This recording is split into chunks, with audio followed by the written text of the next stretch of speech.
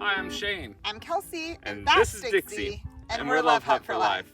We've now been on the road for 107 weeks in this tiny house in the back of our truck. This week we've been in West Texas converting an ambulance for Red Cross into an RV. That's right, guys. And now we are in Roswell, New Mexico, looking for some Pecos diamonds and some aliens, of course. Oh, yes. I hope you guys enjoy this week's video. If you do, be sure and hit that thumbs up button and subscribe and comment below to let us know what you think. Good morning, y'all. We are starting our morning off inside with all of the curtains up because unlike usual, we don't have the most gorgeous view outside any of our windows, but that is because Shane is in the middle of some really, really cool projects. That ambulance over there and that van across the street are both getting some new floors and a few other projects. It's gonna be a fun week.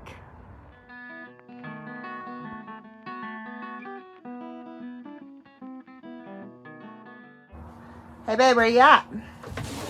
Hello. So, last week we showed up and we got to see the inside of a Red Cross vehicle. Red Cross, when they vacate these, they pretty much cut out all of their electronics, and there appears to be a lot in these things.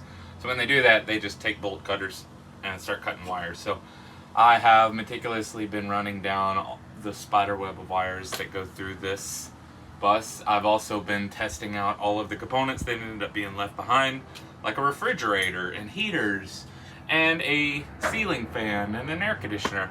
I also started expanding this examination table that they would use, and we're going to make it into a sliding bed frame, so it'll slide out and 2 people will be able to sleep on it versus half a person could sleep on the original one. And we're also going to be recovering these floors with a little bit more homey feeling vinyl flooring. It is a metal floor in this type of shuttle, and we are going to just put vinyl straight over it instead of insulating it. Everyone has their flavors of how to convert a bus, so you don't always have to go through the insulation process. It will make for a colder floor, but it's not the end of the world. Y'all hang on, this will be a fun one. Meanwhile, I'm over here nerding out that I have a place to plug in my rock tumbler. Now, we did about 6 days in East Texas when we were at my grandmother's house, so that meant I could plug in here for 24 hours and be completely done with the 3rd round on these beautiful rocks. If we hang out here for an entire week, I may go into Arizona with 1 round of rocks from Arizona completely tumbled before I get back. It's a time-consuming process. So, after sorting through this maze of wires, we've determined that pretty much everything that came left in this bus still works. So the fan still works. That air conditioner has been replaced at some point, and I can't get it to turn on, so I'm going to leave that to an HVAC guy. That is beyond my wheelhouse.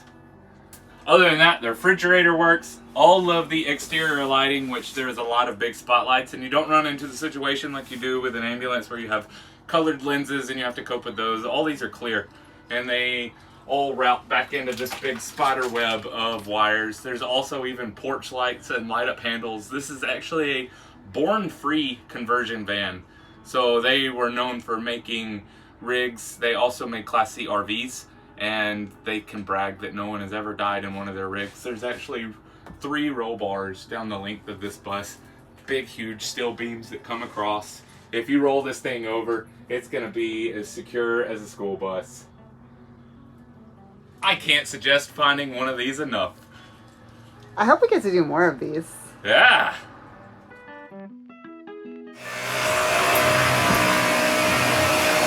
I can vacuum too.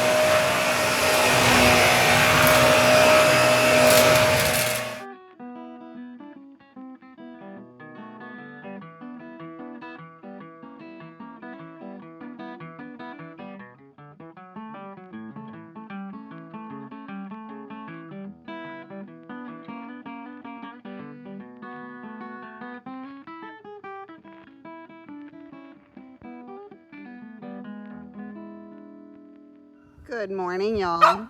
Shorty says hello. Shane got the floors down and the ambulance yesterday, and they are looking really good, but it's going to take some time for these to set. So he is across the street working on this van. Let's go see what he's up to.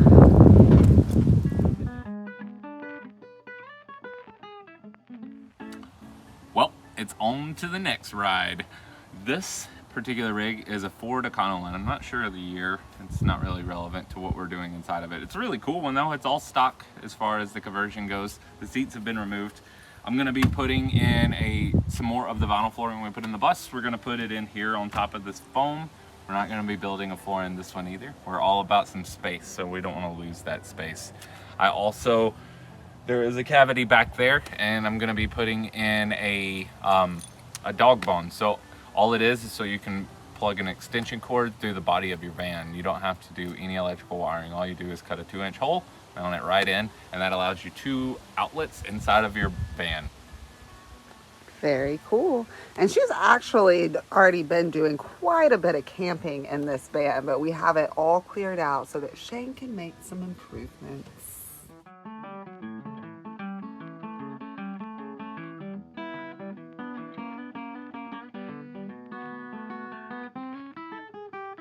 Well, Shane, the floors look good on the van, but what are you doing over here on the Honda? So, some of you may know about this, but there's a racket for stealing catalytic converters out from underneath vehicles. And the Honda Pilot, this is the Honda Element. It is beautifully placed, so one could easily cut it from just outside of the vehicle. So we are putting a cage around this thing so you can't steal the catalytic converter, because when that happens, it could cost thousands. What are you doing now? I'm cutting a hole. Obviously. Why are you cutting a hole? We are now moving on to the rest of the Honda installs. So I've already put mud flaps on all 4 wheels. As you can see, top, very pretty, prevents rock chips. And this is a DIY install to put a handle on the inside of the hatch, allowing you to open it while you're laying in bed. Honda didn't necessarily think through that people would be living inside of these, but they were wrong. So you can buy a kit with very straightforward instructions to put a handle in this and open your door easily. Awesome. I'm keeping myself busy picking up all of these pecans. I've eaten a lot of them today. Ta-da! See? There was not one there, so there's actually no way to get out of the back of this thing without that latch.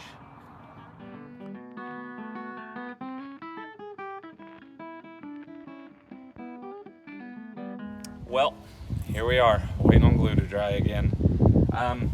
This flooring doesn't have a wood subfloor underneath it. It is just metal with vinyl, and then we glued more vinyl on top of it. So because it's getting so cold here at night, this glue is taking a bit to harden. So we're literally waiting on glue to dry. It's pretty though, huh? It is pretty.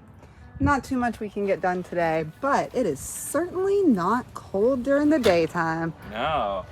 85 degrees middle of November, I'll take it.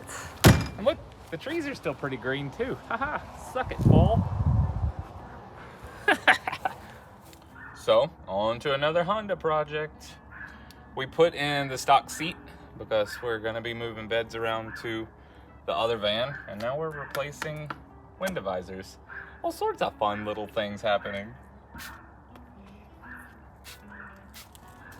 He found enough to keep him busy until the sun started to go down, and me and Dixie are inside working on dinner.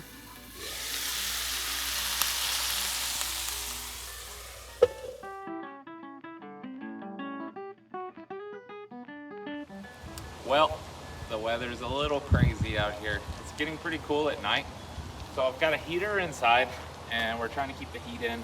The glue for the vinyl just is not setting as fast as we want it to. And I won't walk on it until the glue's set, or you'll see my big feet prints. So our solution is, we're done with all the other little projects. We're gonna pack up and go sit by the lake for a day and come back after we rest, and hopefully the glue will be set and I can finish up inside, and then we can hit the old dusty trail. Gotta get everything all cleaned up first though. We are on the road again, headed back to a really, really awesome boondocking spot that we were super excited to find last week. Lake Terrell in Nolan County. I'm never gonna get over thinking that's cool. It's another windy one. Yep, you can tell by all of the windmills that are moving very quickly. Y'all get to see it. 18-wheelers passing on solid lines. These guys love to put their lives at risk. Not just 18-wheelers. That one has horses in it.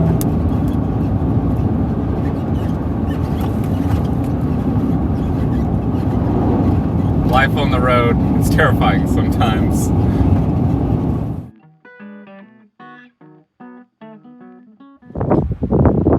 Here it is, guys.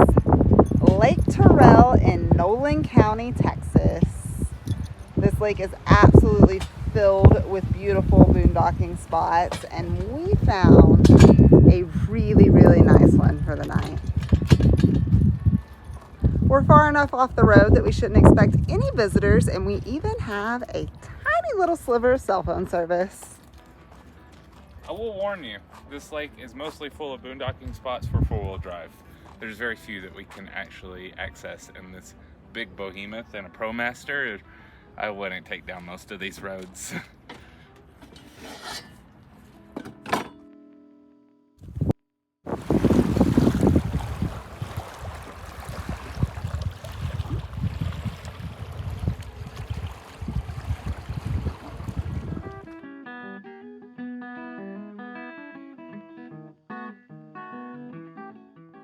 Wild West.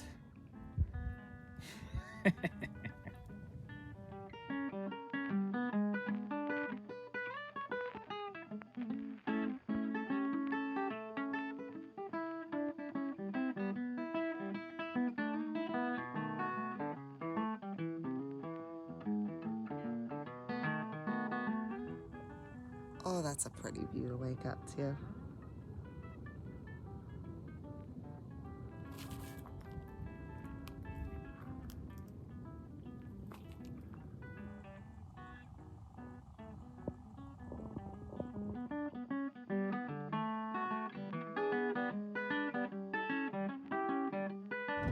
So, we're on the road again. We're headed back to Bront, that's how the locals say it, Texas. We have the ambulance waiting on us. We've got a lot accomplished there, and the only thing we have left is to do some trim work and finish up the front of the bed. We've been waiting on this vinyl floor glue to dry for several days. Normally it doesn't take that long, but with this conversion, we are not adding insulation or a wood floor to the bottom, and there's not one currently, so it's just vinyl glued to metal. And because of the extreme temperature swings in this region this time of year, 80 during the day and then down to 40 at night, it's taken the glue a long time to set. So we put a heater in it and we let it set for a couple of days, and hopefully when we get back it's nice and tough. We'll be in Bront soon, but for now, a beautiful drive through Nolan County, Texas.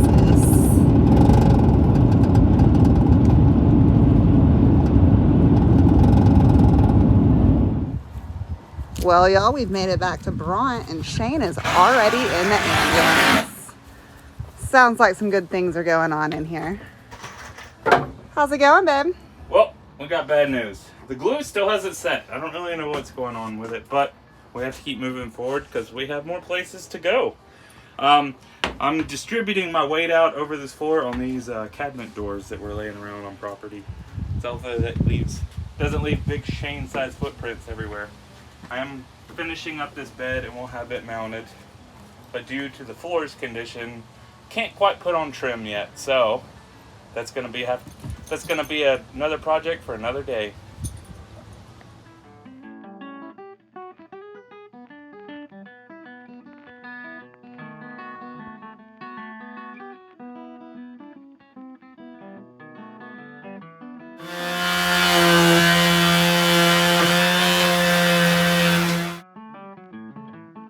Well, it's early and it's dark and it's getting cold, but We're almost done with the bus. I have a few little things I got to tie up in the morning, and then we're going to pack up this behemoth and hit the road. I don't know how far we'll get tomorrow. It's supposed to be kind of windy. We might just go back to where we were last night. We might. It was a pretty awesome spot. It is an awesome spot.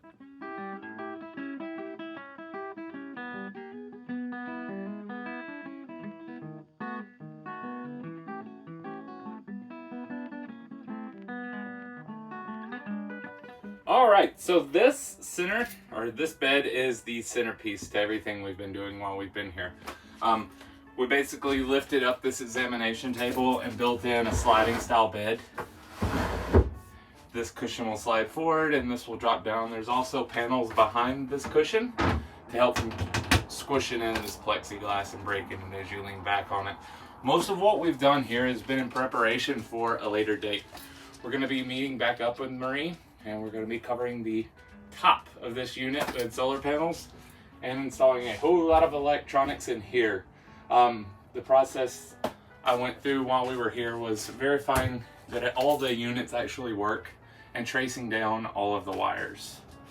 Outside of this, I was able to help Marie with 2 other nomadic rigs. So we were able to help those be a little more versatile out on the road as well and fix a few little small things. This has been a fun stop in West Texas. I can't wait to come back.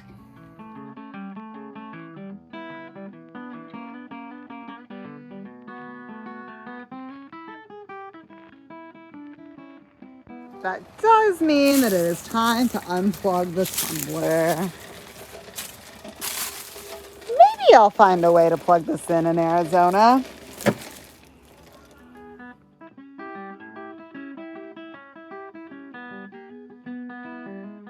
We are in the big bustling town of Big Spring, Texas. Population 23,000 people. This is the Comanche Trail campground.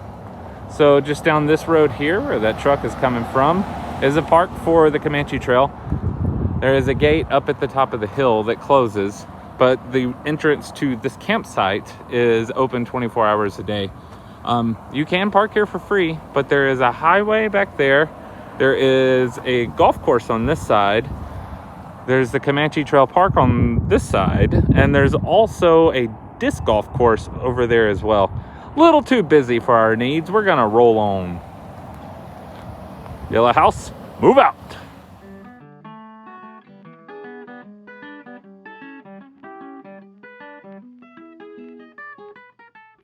Well, guys, it cost us $9, but I think that this little spot on Moss Lake is definitely worth paying for when you consider the options in the area. It's a beautiful little lake that we are super excited to get to explore a little bit further. Should be a really pretty sunrise too. Y'all be staying tuned for that morning view.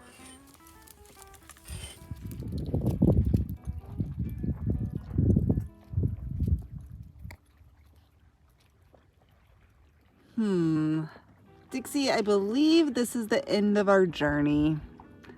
I don't think we should go down that staircase. No, it's falling in. I bet you could worm down it though, huh? Probably.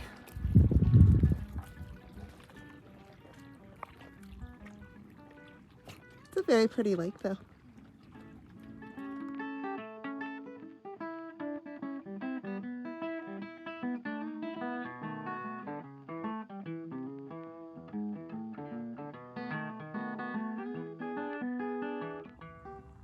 Well, it's morning. The moon is just now going down just over there. Last night was a heck of a full moon. But at some point during the night, I heard an intruder. Someone was rattling on one of our jacks on the side of the house. They have chains that hang from the Carter keys, and I could hear it swinging around. So I immediately jumped up with my flashlight, and there was a bunch of raccoons. Apparently they came back. There's literally hundreds of tracks all around of those little mass bandits. Fortunately, everything was locked up, so they got nothing.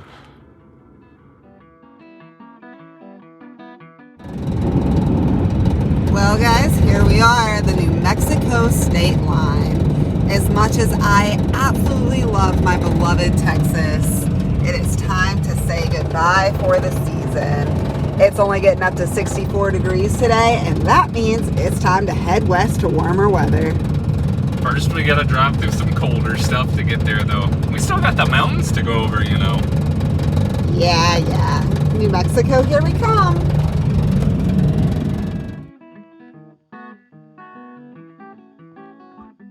We traveled almost 200 miles to find a parking spot right before sunset in Roswell, New Mexico. We're parked in front of a giant crater in the ground. Not quite sure what made this, but we are here looking for Pecos diamonds. Out here the ground sparkles, and there's supposed to be little diamond points everywhere. Let's see what we find. Well, no diamonds so far, but I have found several pieces of jasper and some agates of sort. Any luck, Shane? No, not really. Very pretty rocks here. I don't really know what most of them are, but the vein that runs through here that has the Pecos diamonds, you need to look along the river, and there was a very slight chance that we could have gotten the house up to the river. We tried. We failed. So here we are. It's a very interesting place, though. All these big sinkholes around us coincide with the bottomless lake state park. They were sinkholes, and way back when they started measuring out those lakes, they couldn't find the bottom of them because some of them are over 90 feet deep. So they call them bottomless because their ropes with a rock tied to the end of them never hit the bottom. So I think we're parked in front of dry versions of those. Very interesting landscape, though. But no diamonds. Well, that sunset's pretty.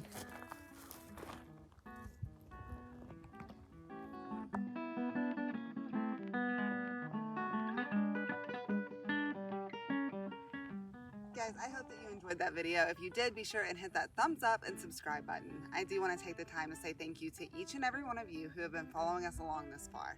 If you haven't already done so, be sure and check out our other social media pages such as Facebook and Instagram, both under Love Hut for Life. If you're trying to get a hold of us, you can also message us there or through email at lovehutforlife@gmail.com. Right now we are hanging out in Roswell, New Mexico, and are super excited to spend the week exploring New Mexico and all of the beautiful rock hounding and just weird places there are to explore here. Y'all tune in next week. Peace out. Have a good one. We'll see you then. Bye, y'all.